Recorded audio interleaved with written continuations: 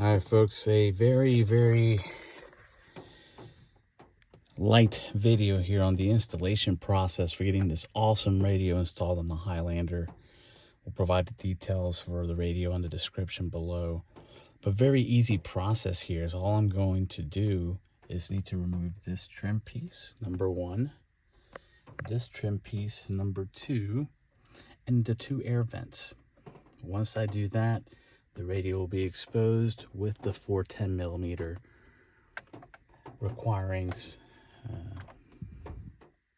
I can't speak today, but I'll use a 10mm socket to get the four guys out. So let's go ahead and show here as I use my tool to simply get the side there in the corner, right? And then very gently, as you can see, we have 1, 2, 3, 4, 5, 6, 7 up the side here, 8, 9, maybe 10 there of these guys. Now, as you get to the top here, this portion, use your tool again to pull from the inside out in case you have any trouble. And then you'll see that there are two wires that are connected here. We'll very quickly release the one on the left with a very push mechanism, while the other one requires a pull mechanism at the top. And I'll put this away here and show you what I'm talking about. Let's put that in the back seat. As you can see, this little guy here simply required pushing of the top to get it out, while the other guy was sitting like this and requires you to lift this little guy up here to then release. So we're gonna leave those two guys there. And the next thing, as you can see, it's already coming off.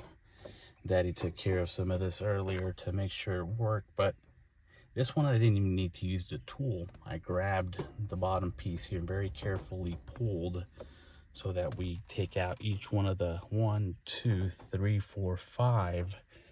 It appears 6 of the clamps there. And then this also did not require a tool for me to pull out the two air vents. Maybe a little struggle if you struggle as well. If it does have a little tough time coming out, don't force it. Bust out the tool. We don't want to ruin any of the pieces here. So let's just conveniently put that guy there and this guy here. Now the radio is exposed, and there are those 10mm requiring sockets that I am unable to articulate. 2 of them are there, and if we come over here, we can show you where the other one's hiding, right? So we're gonna pause here, come back, and take care of those sockets. Remove the radio and bring the bad boy in. All right, folks, we're back. Got a 10mm wrench here. Make sure you do get the extension on here, as it is going to be a little difficult to reach the guy there. Let's go ahead and get these out first. So we're going to get these off and we'll come back. All right, folks, all 4 have been taken out. So the radio is ready to be taken out of the vehicle harness as well. Now keep in mind, you're not going to use these for the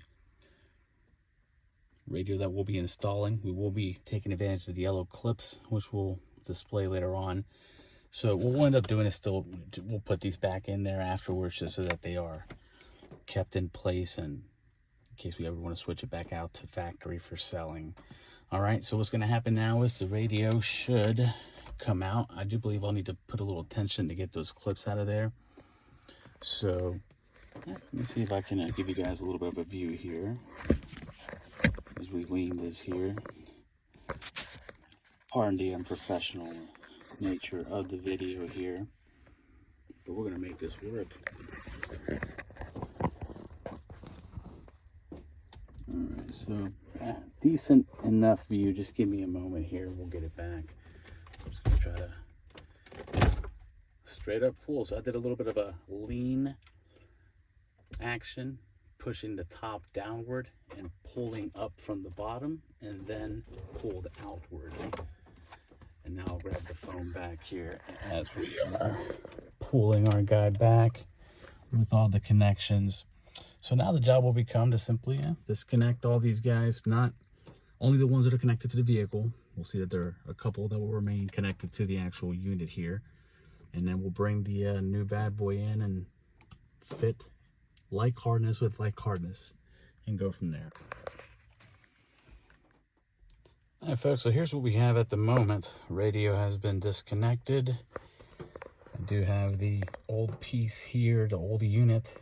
Now what I'm going to do is grab these yellow clips, as this is going to be essentially the only thing that'll clip on our new device. We'll see it'll fit perfectly, but this will be necessary. So I'm going to grab these out of here. We'll bring in the new unit and we'll start connecting what looks like a mess, but I think we'll be able to figure it out.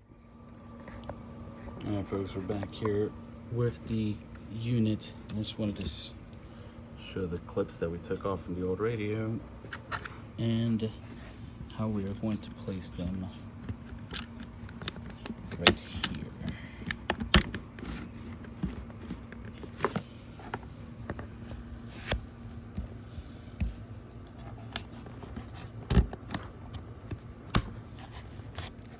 Clip on like so. As you'll see, it's going to be evident which corners allow for these two clips.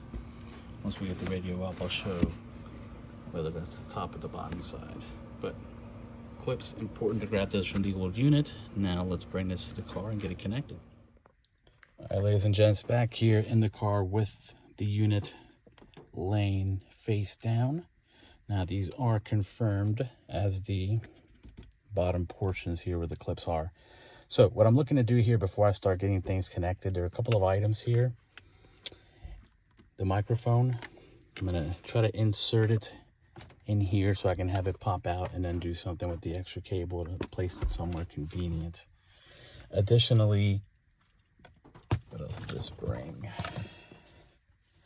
The USB port, I'm gonna try to tuck it in so it comes down inside my glove box.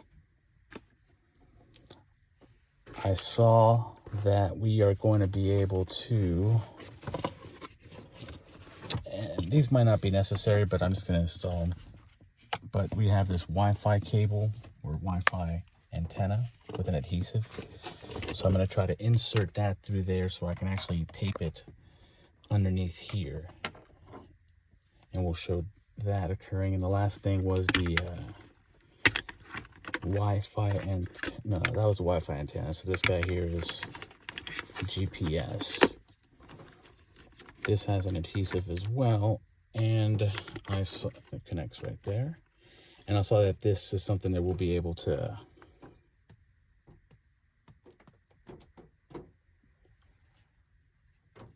place right on top of the unit.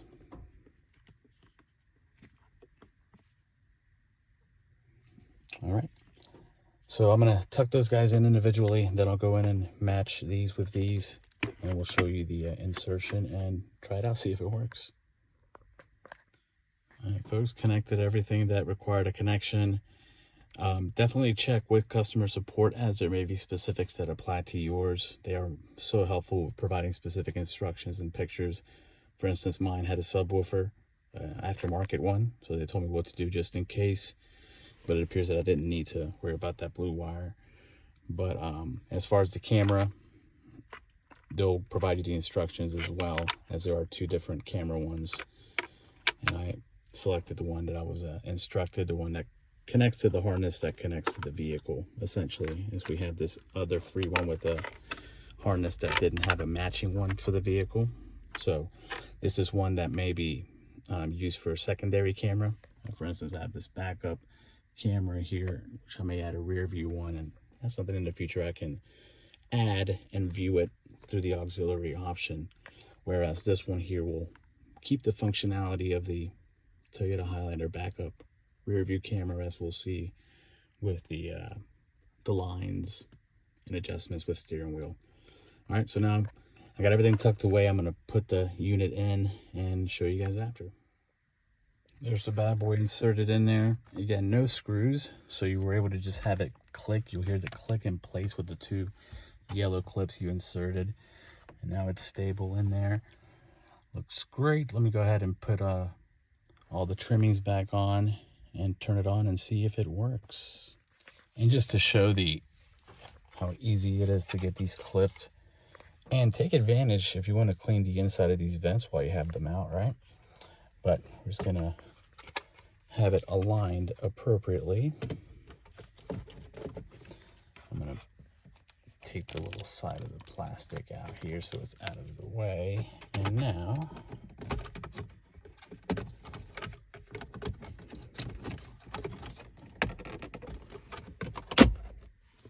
that's it.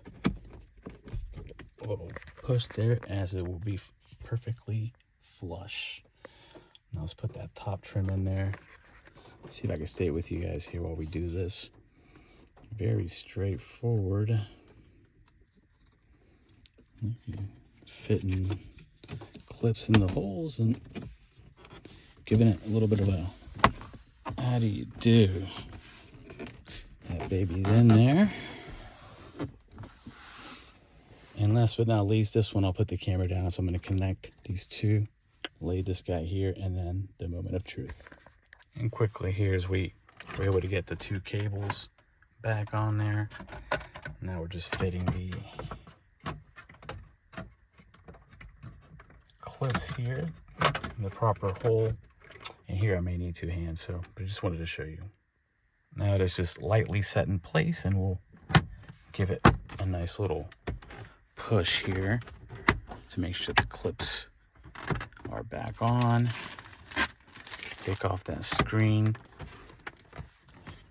protector there. Now the radio did come with a screen protector as well that I will be adding, but baby, it looks like we may be in business. Daddy forgot to put on the spare ones.